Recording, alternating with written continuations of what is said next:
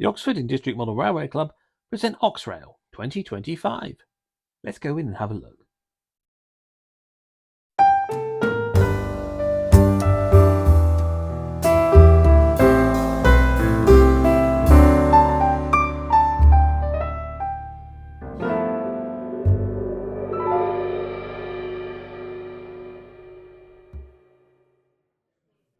When I got to the show, I found Tom from BuggleskellyStation. He was there to promote the podcast. That's right, the Model Rail Replacement podcast. And in exchange for his promotion, we allowed him to sell some of his stuff beside our sign.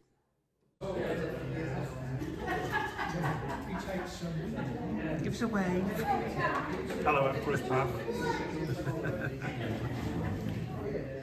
Making sure Tom had got the sign in the right place, we went to look at some layouts. First stop, East Anglia.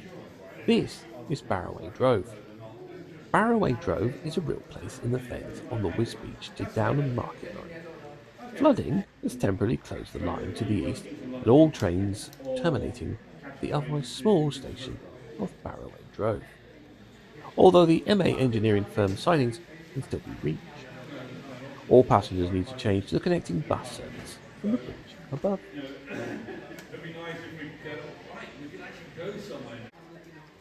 As we look over the layout, we see a J15 shunting coal trucks in the sidings.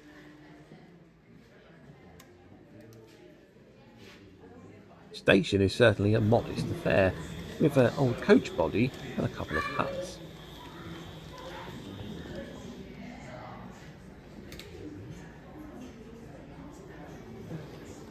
With its wagons prepared and the guard's van attached, the J15 departs the sidings along the branch line.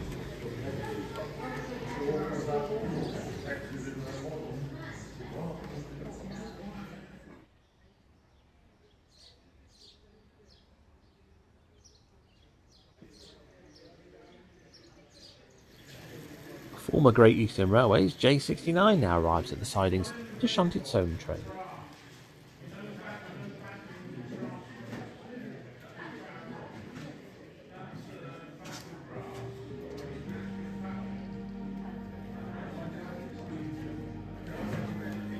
The engine runs round its train to attach the brake van so it can shunt the wagons onto the siding.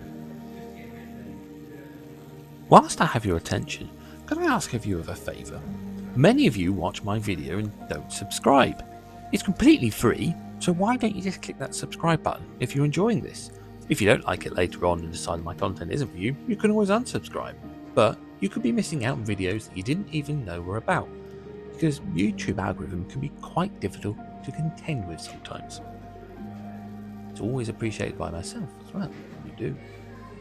And if you really like this video, in the first 7 days it's release, you can hype the video up.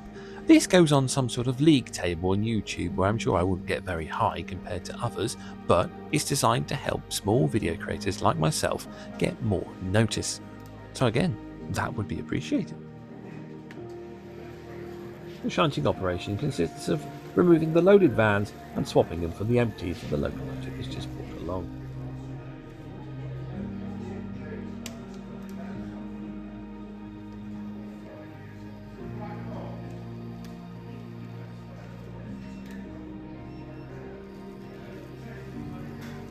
With the empties attached to the loaded, all the wagons are then shunted into the top siding.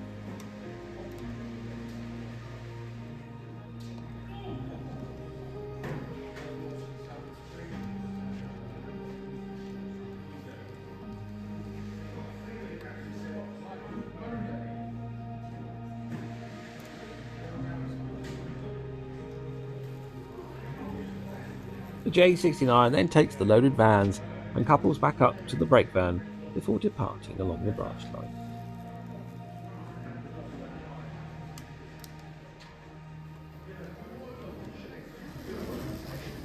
This layout was presented to you by M. Haynes.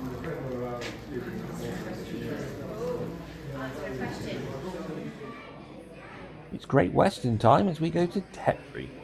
In fact, I think most of this show is Great Western, but it is set in Oxford, so that would make sense.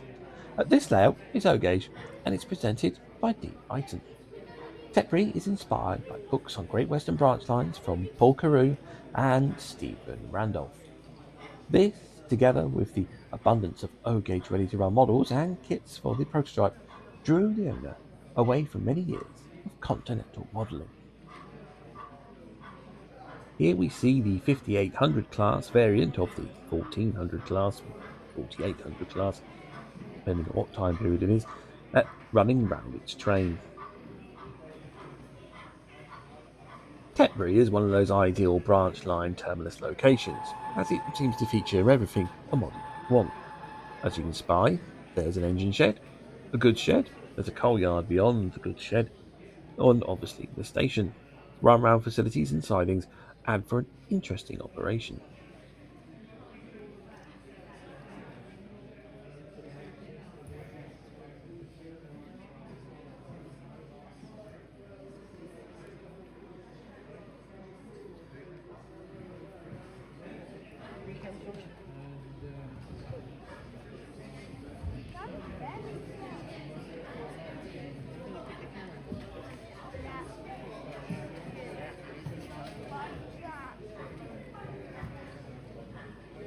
The locomotive draws onto its train so that it can manoeuvre the passenger stock and wagons into the platform.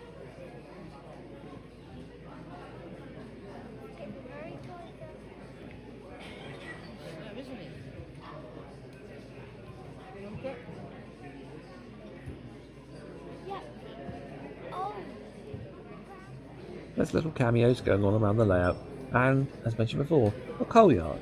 This is Dolphin's coal yard.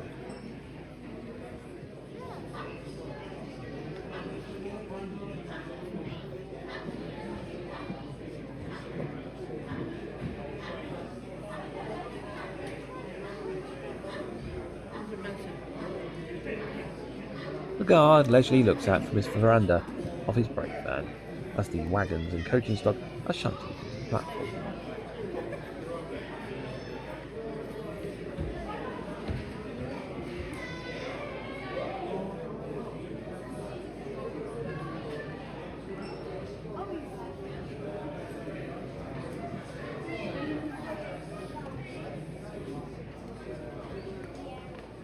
Along the goods siding, there's a cattle dock, goods shed, and, as previously spotted, a coal yard.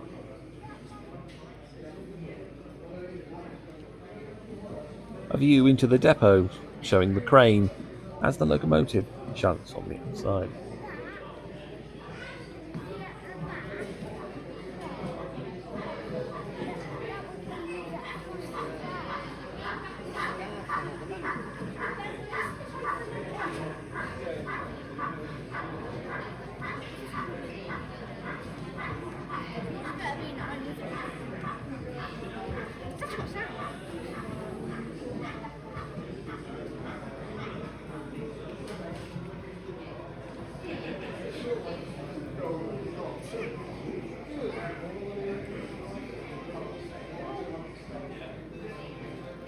We now go to another TT layout.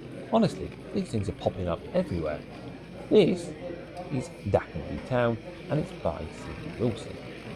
The fictional town of Daconby is located near Lincoln, on what was known as the Lincolnshire Loop.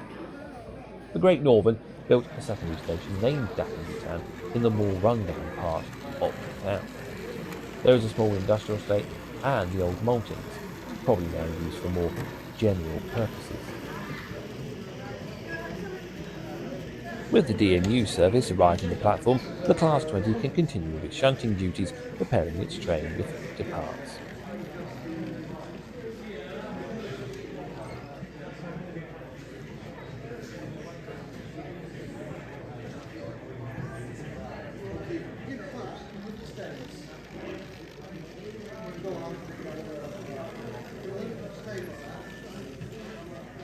The 20 drops off the two vans that were attached to the brake van and then heads off towards the main line.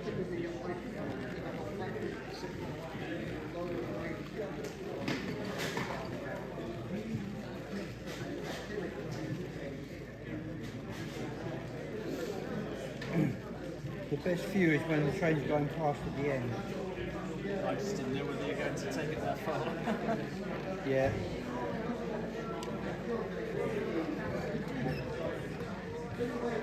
That's where the kids scored.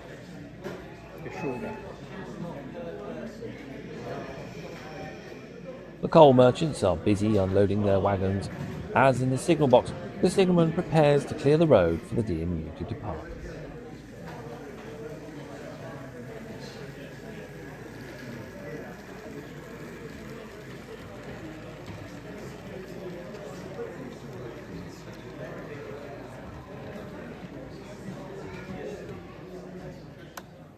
There appear to be all sorts of rarities of gauge at this exhibition, for this layout is HO gauge, which is very rare for a British prototype. It's Burford by P. Howes. This fictional GWR branch was first conceived by Vernon Woods in the 1930s. It is modelled as if it would have been at the end of that decade. After World War II, the track was removed and replaced with the improved quality products then available. The layout, as it now exists, was completed 25 years later. As we look over, we can see a pannier tank shunting the yard and manoeuvring various wagons.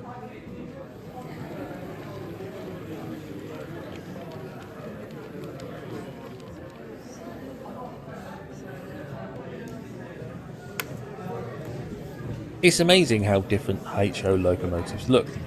This layout kept tricking my mind because I kept thinking it was TT because of how small the locos seemed to be. But they obviously are correct and accurate to the track gauge. It shows how inaccurate OO gauge is. Well, never mind. It's too late to start trying to change things now.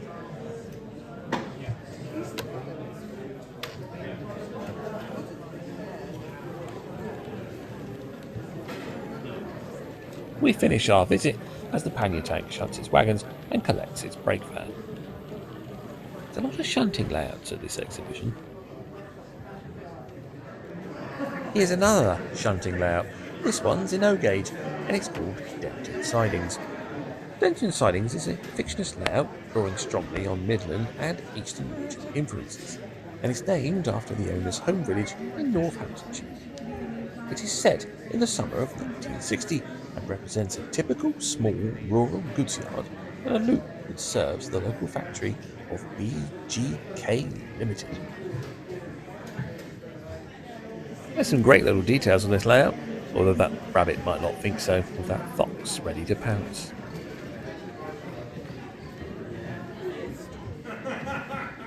There's plenty of shunting going on in the yard as the Ginty waits patiently to leave.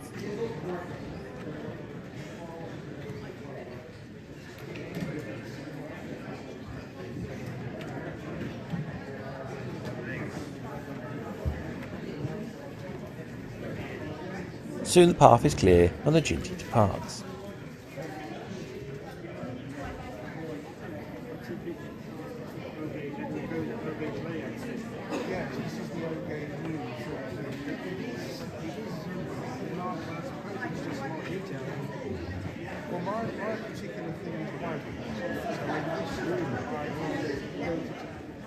The signalman gives a treat to the collie dog.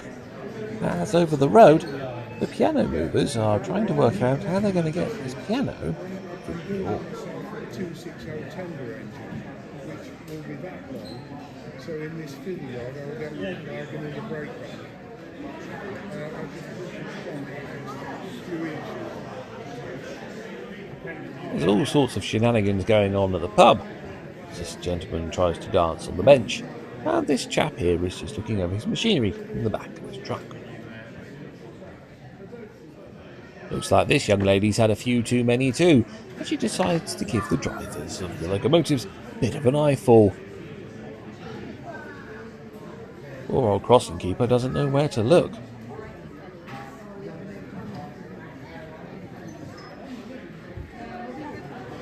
Another goods train arrives, this time in the hands of an XLR J72, and it shunts the vans into the siding where the farmer is awaiting to load his hay bales.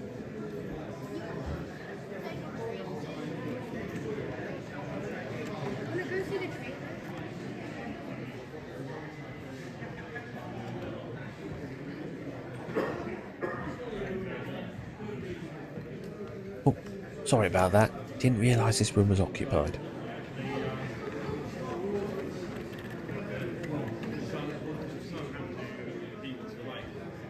We finish our visit to Denton Sidings as an Austerity 060 arrives with more wagons for the local factory.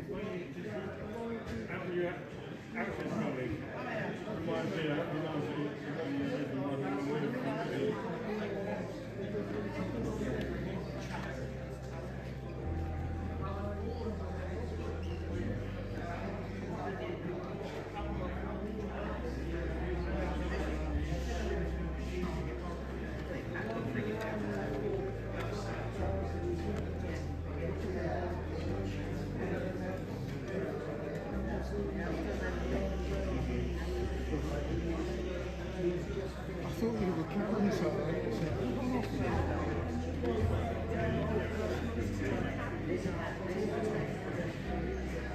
she's quite taken with Karen this weekend, isn't she?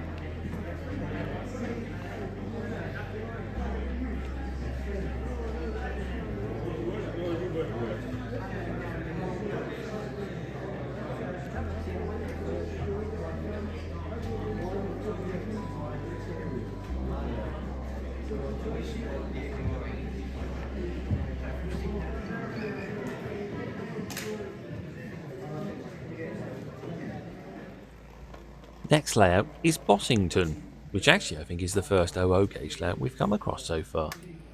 And thinking about it, I think it might be the only 00 gauge layout. I think it is. How about that? There's not many exhibitions where you can go to where there's only one 00 gauge layout.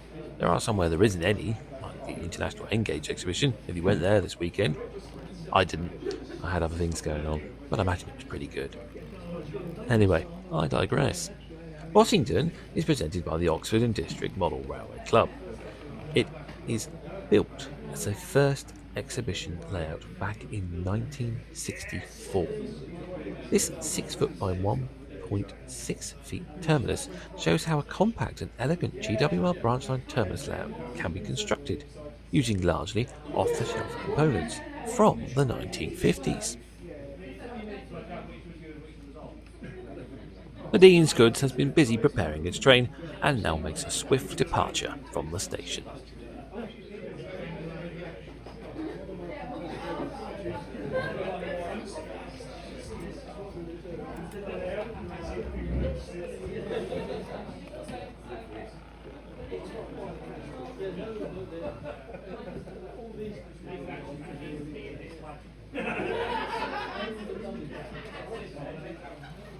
Now we move to Z gauge. This is Tetsudo by P. McConnell. A small layout measuring 1.5 metres by 65 centimetres, featuring items from many countries. 2 independent double tracks provide running for suburban and freight on one, and mainline or Shinkansen on the other. Tetsudo is pure fiction and was built for the owner and hopefully your enjoyment.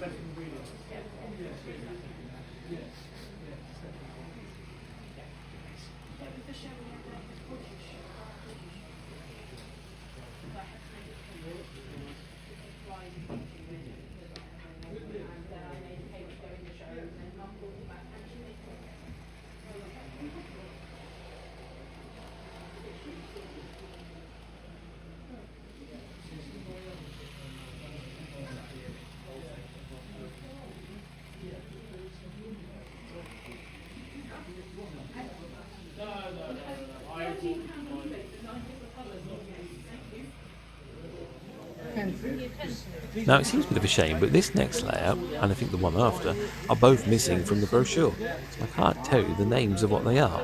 All I know is that this layout cost 90p for an eBay win. I can imagine it was probably through some sort of spelling mistake scenario. And I know I've won a few things that way in the past, before the made eBay rubbish. I always made sure I spelt my own stuff correctly. Dyslexia, God bless it, for winning stuff, not for selling stuff. However, this layout is delightful.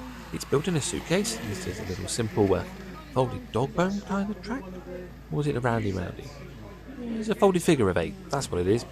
And yeah, there's plenty to see. Lots of detail. I love the cable cars moving above the layout as well. An enjoyable little thing, even if we don't know its name.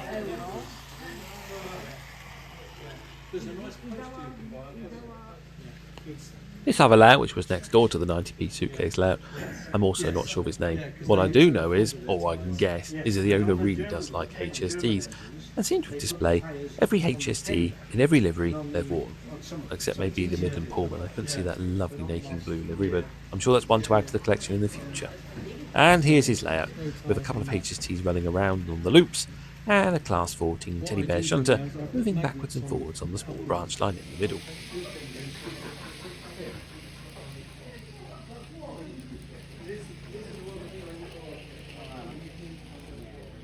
Just put them back together, which is a lot easier.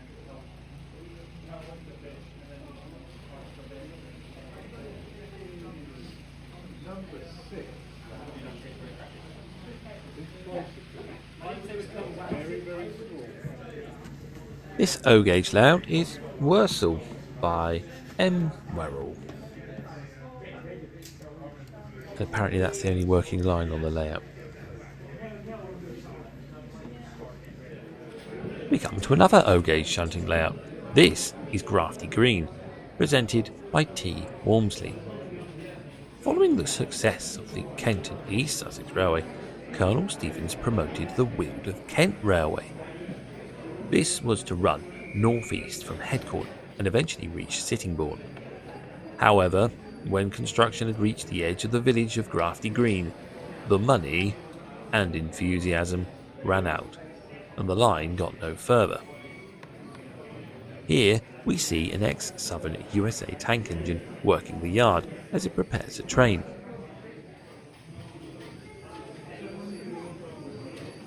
The design of the layout is quite clever. The road bridge makes it look as if the line curves off towards the right in the direction of travel as the locomotive moves, but it actually heads straight on into the fiddle yard. A nice little trick. At the front of the layout is a private sidings for an industrial line, and you can see a couple of industrial tank engines on some wagons sitting patiently waiting to drop their load off.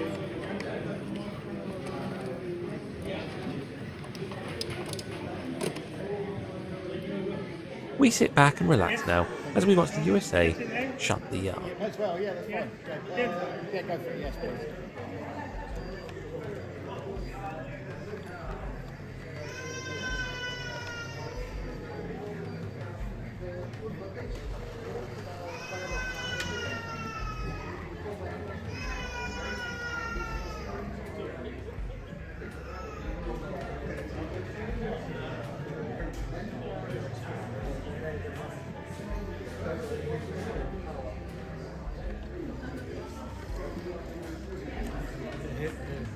Hill does lift off, so that if I have any major issues with my point underneath, I can get to it.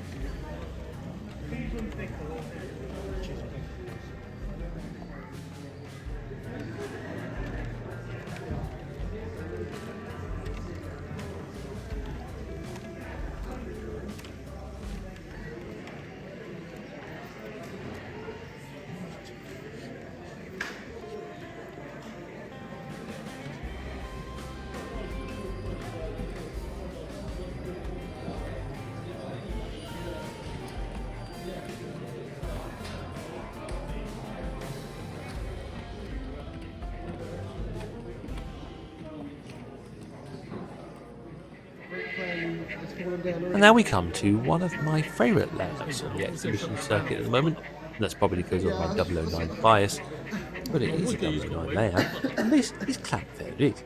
Llanfair Rhyd depicts the upper terminus of a Festiniog-style narrow-gauge railway in North Wales. The time frame has been chosen to be loose to allow running as if a preserved railway, as well as in these late Victorian times. The layout has been designed to run either as DC or DCC. Today, it's DCC, as there's lots of engines with lots of lovely sounds coming from them. It is compatible with Fremo 9 standards, which allows it to join up with other layouts. We look over at the cottages as the double fairlie prepares to detach the van from the passenger train and shunt it onto the engine siding.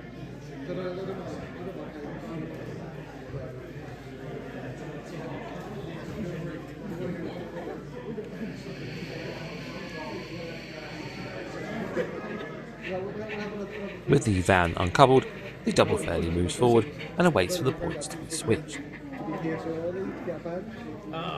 The yard appears to be very busy. There's coal merchants on one side and a pile of machinery on the other, so it looks like it's doing well for itself if it is indeed set in the late Victorian period. If it's for the more preserved era, then it's just looking like a reserve railway, I suppose. The double fairlie shunts the van up to the diesel shunter that's parked in the shed.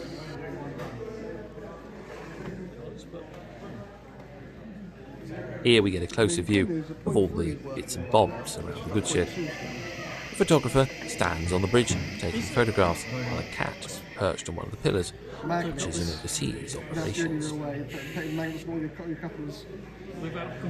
With the shunt of the van complete, the double fairlie awaits the change of the points and hooks back on his passenger train, waiting for the line to clear as Prince arrives with a goods train.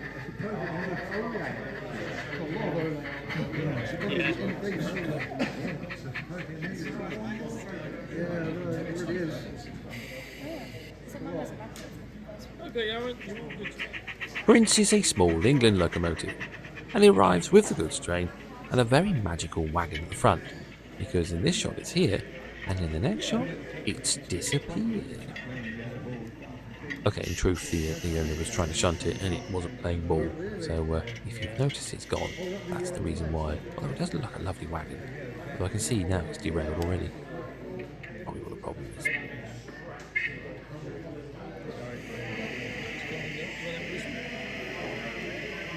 With Prince now arrived, the road is clear for the double fairlie to depart with the passenger service.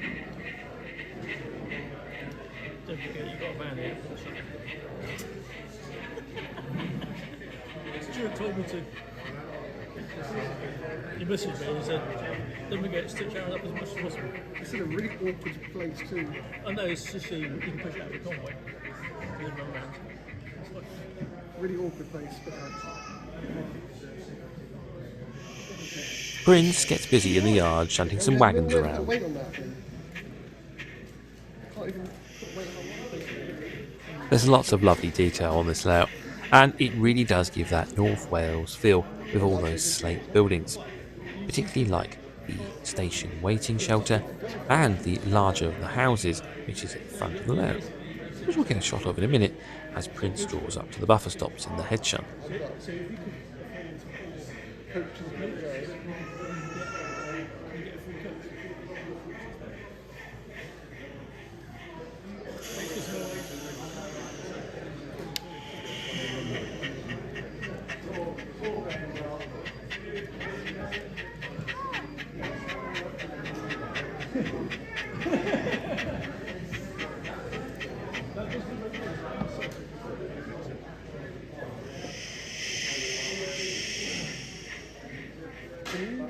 Bring that wagon out. How are you going to bring it? It's really difficult, weird, just dead in that section. Seems not everyone is as interested in watching trains as us, as this gentleman continues walking his dog, completely oblivious to the activities below. Prince continues to be hard at work shunting the sidings.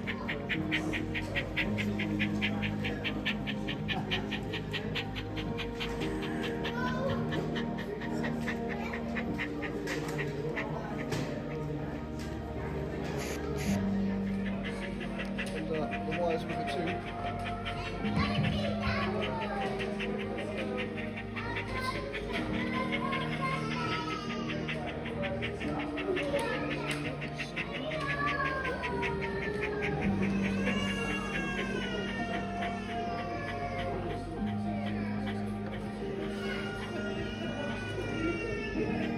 afford to get that one.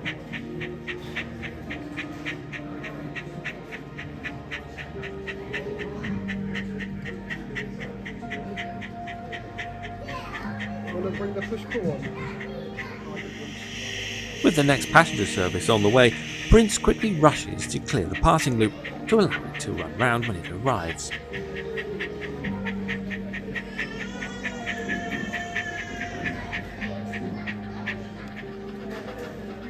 And he seems to have cleared it just in time as Linda arrives with a 2-coach train. Linda is a Penguin mainline quarry Hunslet, and has had a few modifications under the ownership of Firstiniog, including the addition of a tender.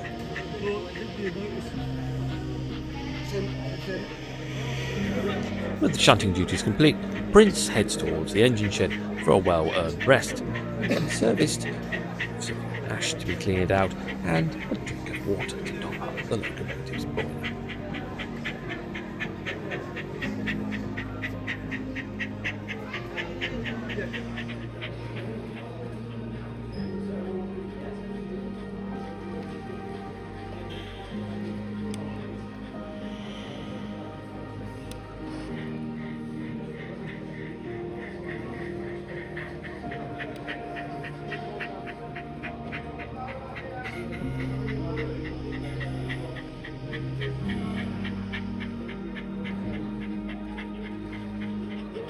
With Prince out the way, Linda can run round her train in preparation for returning back to Port Maddox.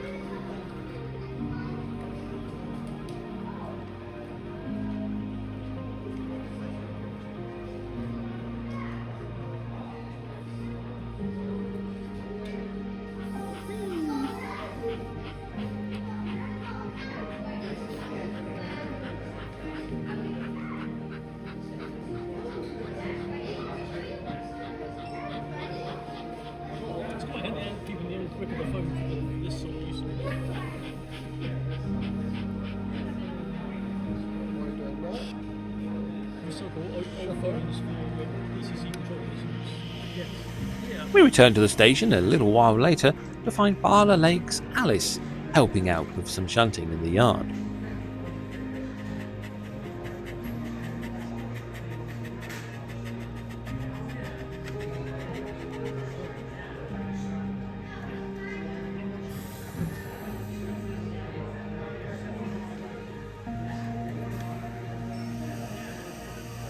What I find most impressive about Alice is that this Quarry Hunslet locomotive, and if you've not seen one ride back, then they're very, very small, is sound fitted.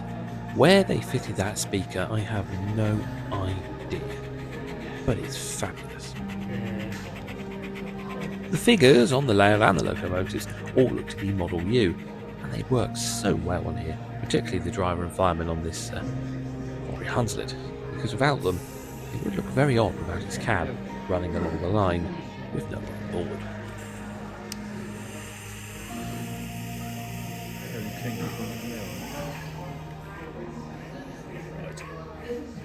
Just about anyway. Yeah. Yeah, you got enough room for a small one.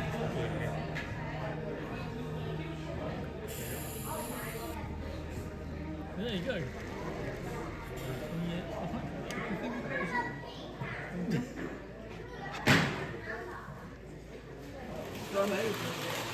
I must confess I told a lie earlier when I said I thought there was only one OO gauge in this exhibition. Ironically, I didn't remember Memory Lane, which is Hornby 003 rail by the Swindon MRC. It was a lovely little layout that allowed children to come along and race trains around the track. And they really are racing. That 47 is flying.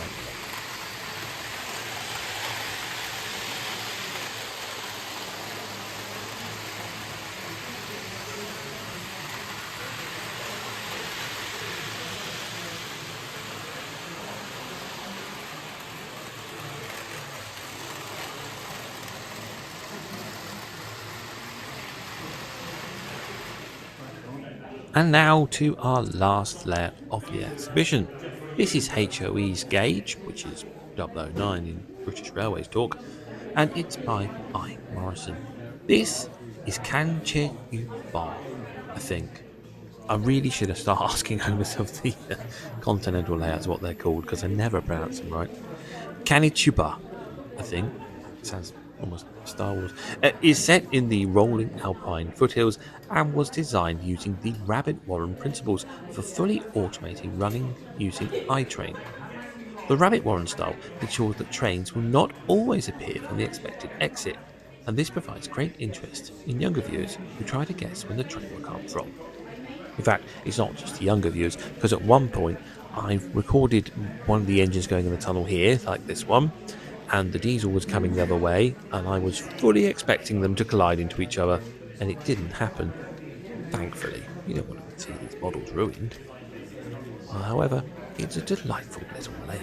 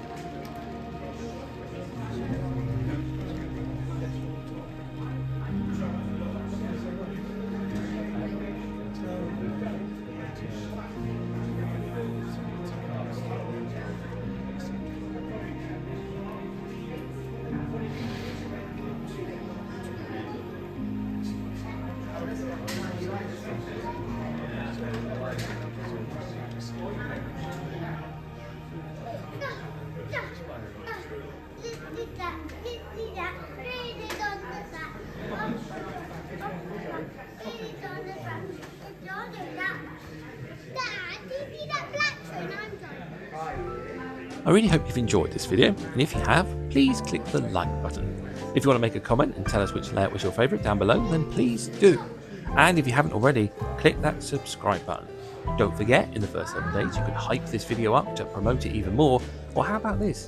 Why don't you share it with someone and let them see all these wonderful layouts that were on display this weekend. Hopefully, I'll see you again next time. Thanks for watching.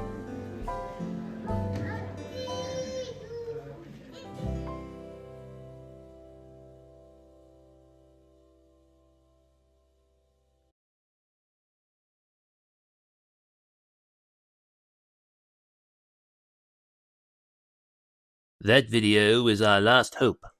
No, there is another.